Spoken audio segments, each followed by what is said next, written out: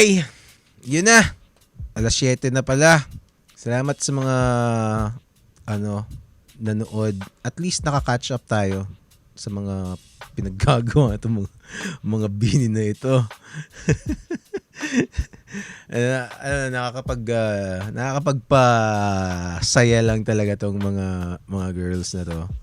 It's they're all fun, beautiful, inspirational, talented, and kumbaga parang sila source ng good vibes all at the same time, 'di ba? And pride na rin as Filipinos, 'di ba? Kasi it might be kasi sa totoo lang, some people might not think performing in Coachella is a big deal, 'di ba? Para sa akin, it may not be the biggest deal ever, but to the fans, to the dreamers, just being able to, it's for me, it's not about representation. For me, it's the result of hard work. It's the result of aiming for excellence. It's a product of not settling, 'di ba? And making sure you do quality work, 'di ba? That is the value of it. Hindi lang siya basta dahil it's glamorous, dahil it's a status symbol, or in ka pag nandun ka, 'di ba? Or it's about prestigious foreign organization recognizing Filipino talent. It's really about hard work paying off for me. Or at the very least, yun yung maybe it's all of those.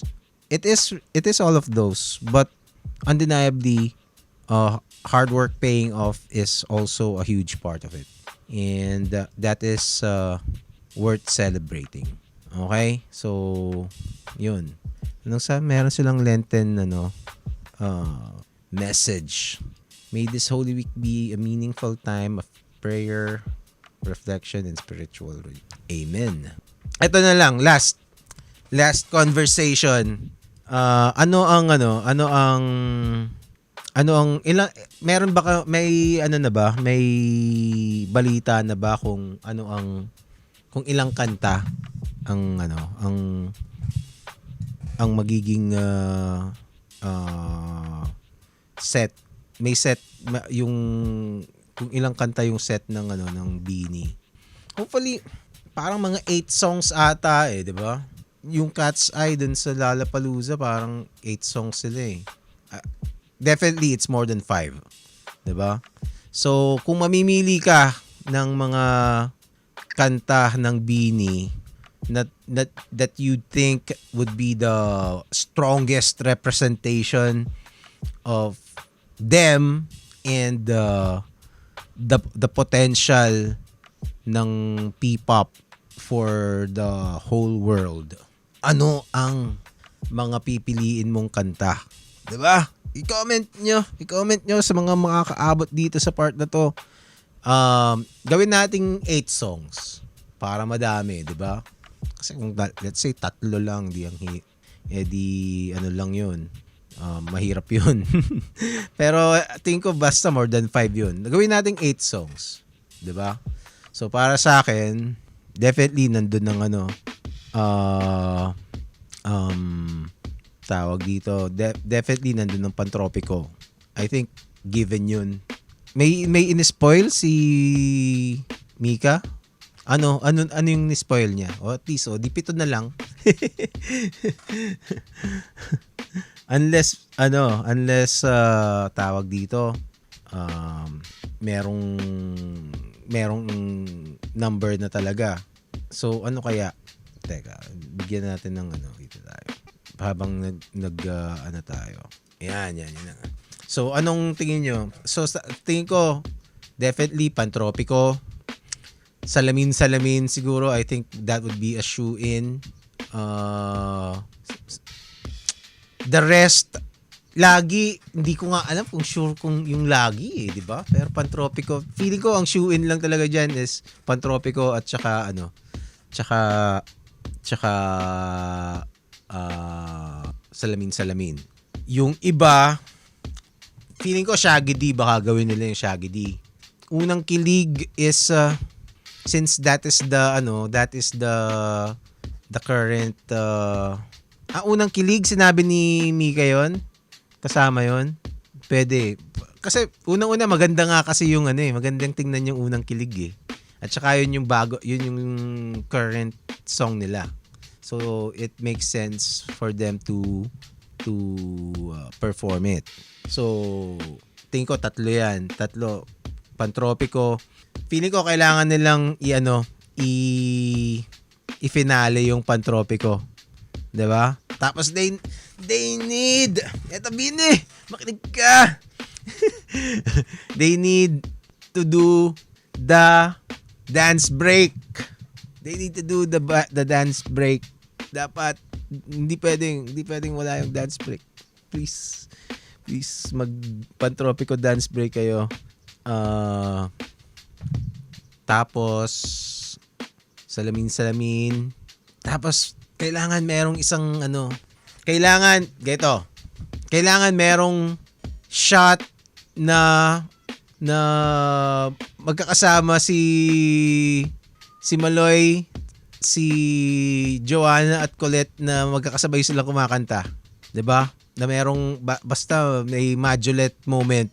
Okay? Tapos syempre kailangan ng mga close-up shots din na Aya at saka ni Mika. 'Di ba? Kasi doon sa mga nire-rehearse nila 'yan 'Di ba doon sa may mga rehearsals yung SB19, may mga napanood akong ipinapadala yung rehearsals na 'yon doon sa director nung festival, nung kung saan man sila magpe-perform.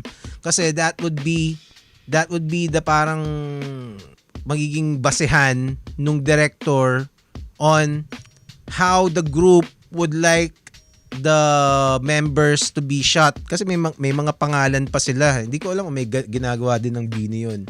So parang syempre tapos meron silang mga camera. Tapos that would give the director an idea kung alin yung gustong i-focus nung artist. Hindi ko alam kung ganun din ang ginagawa. Pero parang parang standard ata yun sa sa K-pop Parang ginagawa nila yun sa pag may ganyan. Kasi K-pop is a brand talaga. It's their artists, their performers, but they're also a brand. So you need to capture the essence of the group. 'Di ba? And ang essence ng Bini is 'di ba yung kaya nga may mga may mga main vocals, merong mga tawag diyan, mga visuals, may mga main rapper, may main dancer. Ito kailangan ng isang malupit na na shot ni Sheena na sumasayaw. 'Di ba?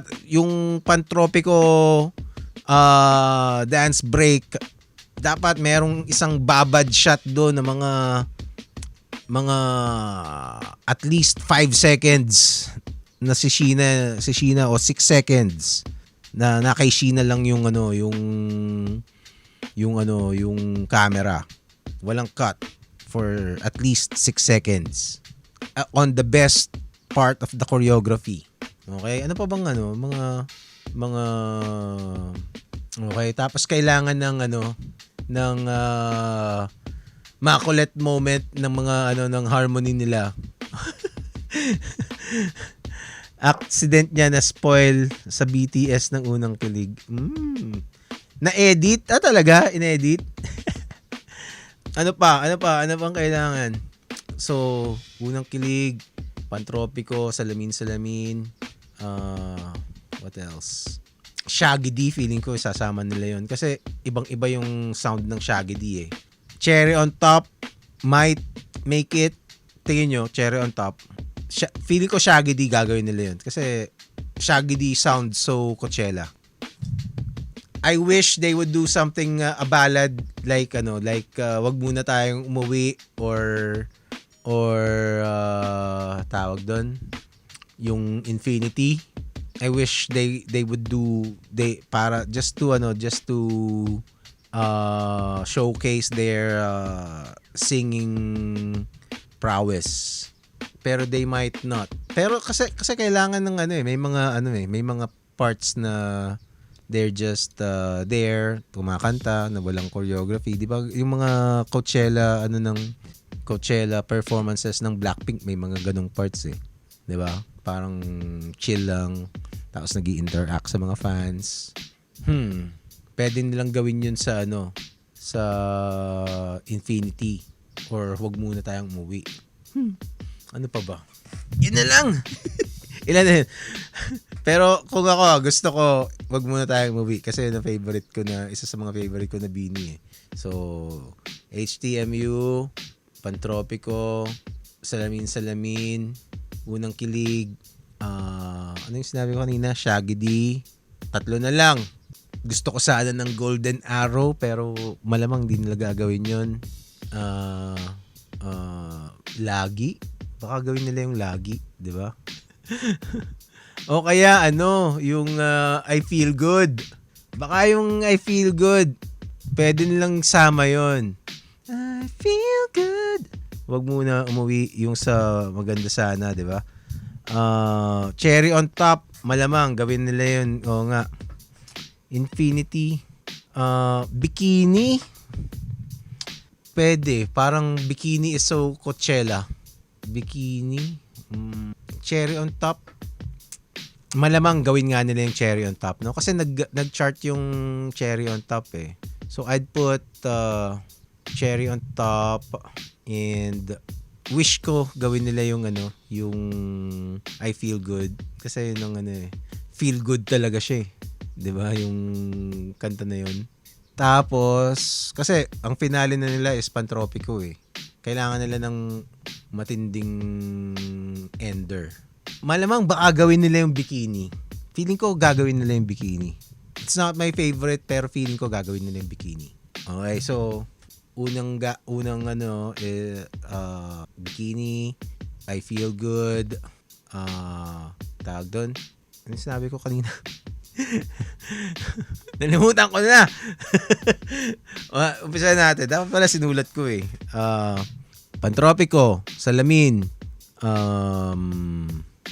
Unang Kilig, Shaggy D, wish ko yung Wag Muna Tayong Umuwi or Infinity. Either doon. Pero sana wag muna tayong umuwi kasi magandang kantahin yun Doon sa tawag dito sa Coachella. Parang relax lang sila, 'di ba? Tapos what is it? I Feel Good, Bikini, at saka The Coconut Nut. What's saya nun kung may The Coconut Nut sila. Kaso maka-cancel sila doon kasi sinasabi nila you get very fat. hindi patok 'yon doon. Cherry on Top. 'Yon, Cherry on Top. Cherry on Top, Bikini.